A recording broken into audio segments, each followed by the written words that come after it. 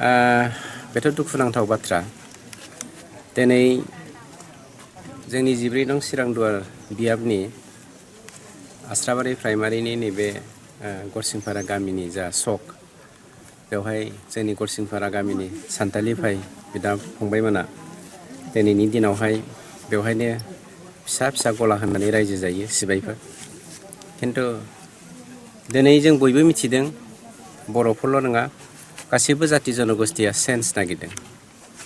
गाव गावनि जातिखौ उद्रायनायनि, गाव गावनि समाज बेबस्थाखौ जौगाहोनायनि आरो लोगोसे सोलायनाय लाबोनायजों लोगोसे इक'नमि स्टेटासखौ जौगाहोनानै माबोरै जोङो अननायनि जेनजिरखौ जरायफिननो हागोन बे थांखिजों। दा बेखौनो नुनानै हयथ' माखासे राजखान्थि बेरेखा हान्जाया जायनि जाहोनाव दिनै UPPL हान्जाया सरकार दानो थांगासिनो दङ, मेगन सानानै सान्थालि भाइफोरखौ जर जबस्ति माने गावसोरनि सिङाव लांफिननो हायैनि जाहोनाव दिनै पलिटिकेल षड़यन्त्र खालामनानै जा जोंनि सासे भाइनि दखानखौ एबा गलाखौ सावदों, बे दुखुनांथाव बाथ्रा। थोंजोङै बेखौनो बुंगोन, जाय बिथांमोना राजनितिक षड़यन्त्र खालामनानै जोंनि गेजेराव बेदाबेद लाबोफिननो नागिरदों पलिटिकेल लाभालाबनि थाखाय, जाय बिथांमोना जोंनि सान्थि लुबैग्रा सान्थालि भाइ फंबायफोरनि गेजेराव, उराव फंबायफोरनि गेजेराव बा बिदा फंबायफोरनि गेजेराव दाङा बाजि लाबोनानै गावनि बेक्तिगत सार्थ'खौ जाफुंहोनो नागिरदों, बै पलिटिकेल लिडारफोरखौ आं हुसियार होदों जेन बिथांमोना बेफोरबायदि खामानिनिफ्राय गोजानाव था।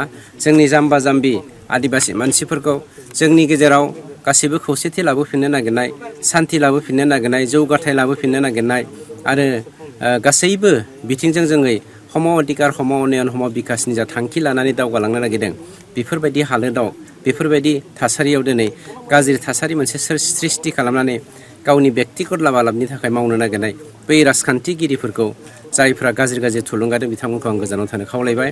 आरो आं खावलायदों पुलिस प्रसासना बिनि थाखाय गोख्रों एक्सन लानांगौ, दायनिगिरिखौ हमनानै साजा होनांगौ आरो साजा होनानै इन फिउचार जेन बे गरसिंपारा हालामाव बेफोरबायदि गाज्रि जाथाय जाफिना, जोंनि गेजेराव भेदाभेद जाया, बेखौ लाबोफिननायनि दायित्वखौ बा नोजोरखौ आसामनि पुलिस प्रसासननो खावलायनो थाबाय।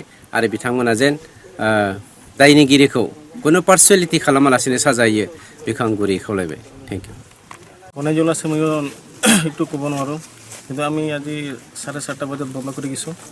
পাছত এজনে ফোন মাৰিছিল বেলেগ আমাৰ লগৰীয়া মোক জনাইছে তোৰ দোকান বোলে জ্বলি আছে বুলি। পাছত মই আহিছোঁ, পাছত যে 2-3জন মিলি আহিলোঁ। পাছত পানী মাৰিছোঁ, পানী মৰাৰ পিছত গেছ চিলিণ্ডাৰটো মাত্ৰ ওলাব পাইছোঁ আৰু দোকানটো পূৰা জ্বলি গৈছে। এইটো ইমান হেৰি কৰিব নোৱাৰিছোঁ।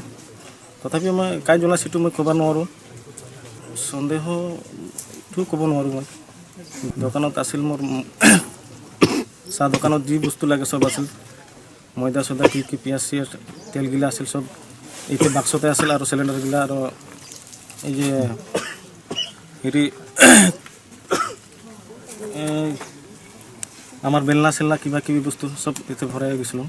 ঘটনাটো মই ইমান ৰিয়েলটো ক'ব নাপাৰি, 8:30-9 এনেকুৱা সময় আছিল মানে। আৰু মোৰ দোকান মই ইটা দিয়া চলিছিলোঁ, ইটা দিয়া মোৰ এই হেৰি চাবা চটো চব মই অফিচ এইবিলাক চব এতিয়া মই দোকান চলাই মই পালন কৰিছিলোঁ। আৰু মোৰ একো খেতি বাতি নাই এতিয়া এইটো মই কৈ আছোঁ যে চৰকাৰৰ পৰা অল্প সহায় কৰিব। এইটোৱে আমি বিচাৰিছোঁ, যাতে আমি দোকান চলাই মই চব পৰিয়ালক হেৰি চব কৰি আছিলোঁ। তাৰ কাৰণে মই চৰকাৰৰ অৱদান কৰি কিবা কৰিছোঁ মানে, যাতে মোক সহায় দিব বুলি। এতিয়া মোৰ দোকানবিলাক জ্বলিছে, এইটো মানে হৈ যাব। আৰু যি বস্তুগিলা গৈছিলে এইগিলা মোক লাগিব। আৰু দোকানটো আগত যেনেকুৱা চলিছিল এনেকুৱা চলিব পাম এনেকুৱা মই ভাবি আছোঁ। আৰু যাতে যাই জ্বলাইছে আৰু এতিয়া এনেকুৱা কৰিব নোৱাৰে, এতিয়া এনেকুৱা কৰিব নালাগে বুলি কৈ আছোঁ। আৰু মোৰতো যি কৰিছে মানুহৰো কৰিব নালাগে, এইটো মই ভাবি আছোঁ। আৰু যেনেকৈ মই আগত দোকানটো চলি আছিল, এরকমই মই চলাম বুলি ভাবি আছোঁ। তাকে যাই কৰিছে তাক মানে শাস্তি পাব লাগে, এইটো মই